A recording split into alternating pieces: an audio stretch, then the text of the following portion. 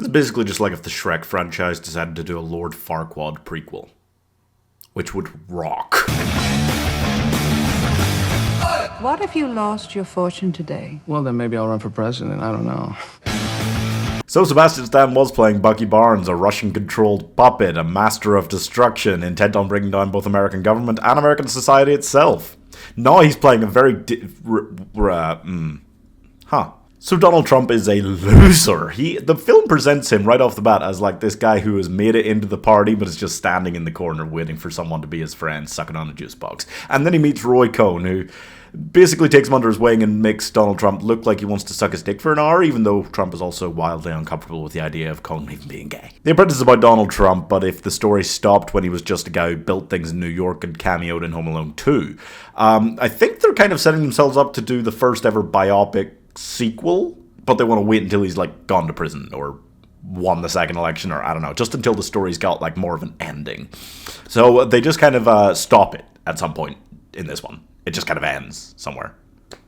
There's like a lot of teases. The film has a weirdly, almost like meme-y number of teases to it about like, oh, here's how he's going to become that. And it's like, okay, I get it, but this is a real life person we're talking about. You're not like setting him up to become Darth Vader. And the film really feels like it's setting him up to become Darth Vader.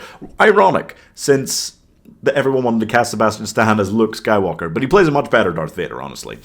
And the whole final scene where he like gets his first like surgeries, replacing like his hair and getting fat removed, like that scene was, they were doing that on purpose. It was so much like the Darth Vader like scene where he gets put into the suit in Revenge of the Sith. Like, come on, it was a lot. Jeremy Strong plays Roy Cohn, who takes Donald under his wing like a father. Not literally like a father, because Trump's father is still alive and is also just useless. But we get to watch, for some reason, as Trump evolves from useless prick into... Well, we get to watch as he evolves into a person who's comfortable being a prick to everyone around him, instead of just the person who wants to be a prick to everyone around him, yeah. He never seems like a good person. I want to make that clear. The film doesn't... It's not like, oh, look, he was a good guy until this happened. No. No. So he gets his first big building made, and then he makes more big buildings, getting more ambitious the whole time. It's like if Megalopolis had less Kylo Ren, but the guy acted more like Kylo Ren. Yeah. You've got to appreciate it for what it is, mostly just because Sebastian Stan and Jeremy Strong are both amazing. Their performances are incredible, honestly. The film... It doesn't feel like a normal biopic in some ways, but it does have the normal biopic thing of like just randomly end a scene and then jump back into his life like a few years down the line. And it just kind of chops all these bits up and throws them in.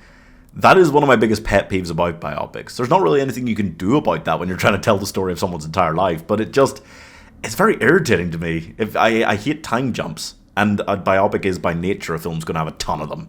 And it's just... ugh. It does feel like a pretty weird choice for a film, and I feel like surely someone is someday going to eclipse this entirely by making a film about his entire life. But they're going to really struggle to hit the acting on the head as well as this one did. Maria Bakalova is also great as Ivana, and honestly, nobody outside the main three there matters like at all. So the whole cast was just great, essentially. I don't feel like it's a particularly classy move for them to release this and try to vilify him a month before a presidential election. Feels a bit dodgy, but at the same time, Trump's not a very classy guy, so fair enough. I think it's a film that's not really saying or doing that much. It could have been an absolute masterpiece, I think, if it was, because so many elements of it are really great. The acting makes it, and I think it's got a good enough storyline, and it's interesting enough to watch, it's kinetic enough. Doesn't feel slow, and that was a big worry for me, definitely, when I saw the trailer for this. So I'm pretty happy. The entire film is just a rising, like, Imperial March theme in the background. It's all that one moment where Magneto decides to turn on the X-Men. It's just, it's a slow burner, but you can see Sebastian Stan is becoming more and more Trump as it goes on, which is impressive. I like the way they did that. So I'm giving the Trump card 4 stars. Don't you just hate it when you teach someone to be a complete and utter asshole and then they turn into a complete and utter ass? God! Wait. Yeah, what was Roy expecting to happen? Okay.